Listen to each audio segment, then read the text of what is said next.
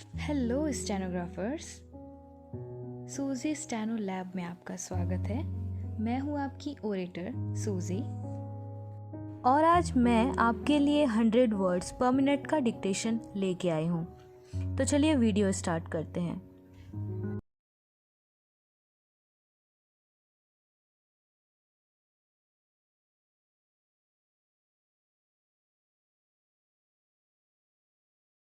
Ready start. उपाध्यक्ष महोदय, यदि आप आज्ञा दें तो मैं अपने विचार इस सदन के सामने रखना चाहता हूँ। मेरा विषय देश में प्रचलित भिन्न भिन्न प्रकार की शिक्षा नीति से संबंधित होगा। आज शिक्षा हर नागरिक की चर्चा का विषय बना हुआ है। सरकार ने देश के शिक्षा ढांचे में जो परिवर्तन लाने का प्रयत्न किया है, क्या यह सचमुच देश की आवश्यकताओं को शिक्षा क्षेत्र में पूरा करेगा? इस संबंध में कई प्रकार की शंकाएं पैदा हो रही है और मैं समझता हूँ कि शिक्षा मंत्री को इन सभी बातों का ध्यान रखना चाहिए।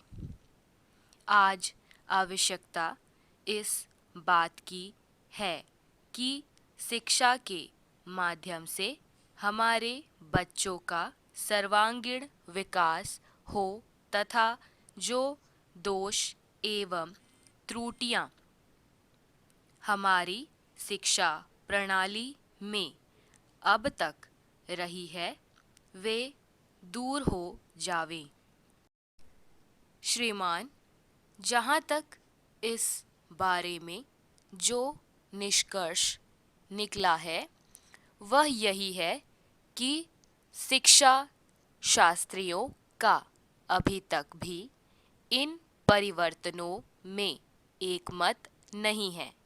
इसलिए इस स्थिति में नई शिक्षा प्रणाली को लागू करना बच्चों के जीवन से खिलवाड़ करने के समान होगा।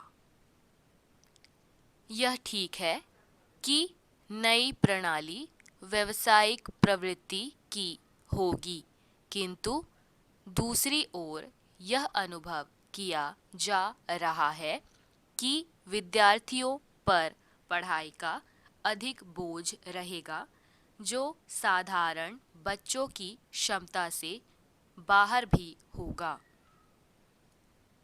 मेरा इस संबंध में यह विचार है कि इस सदन के माननीय सदस्यों ने जो विचार प्रकट किए हैं, सरकार उनका आदर करे तथा इन सुझावों के हर पहलू पर गंभीरता से विचार करे। इन सदन में बोलने वाले बहुत से सदस्य ऐसे भी हैं जो स्वयं शिक्षा शास्त्री हैं तथा उनका शिक्षा के क्षेत्र में व्यवहारिक अनुभव भी है। शिक्षा मंत्रालय को उनके इस अनुभव का अवश्य लाभ उठाना चाहिए ताकि हर प्रकार से सुधरी हुई एक ऐसी शिक्षा नीति हम देश में लागू कर सके जिससे सभी उद्देश्यों की पूर्ति हो।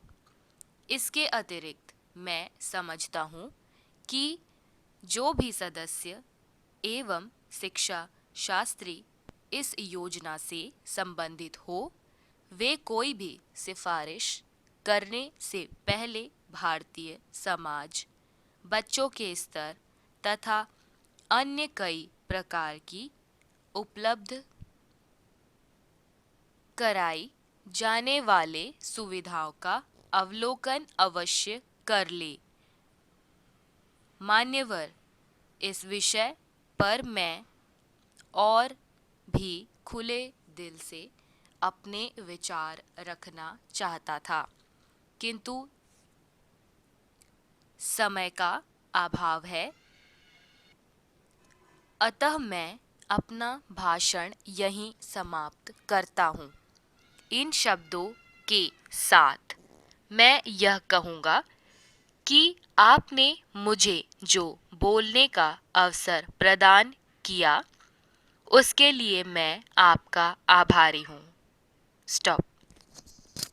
If you like my video, then do like us and also share and subscribe to my channel. Bye bye.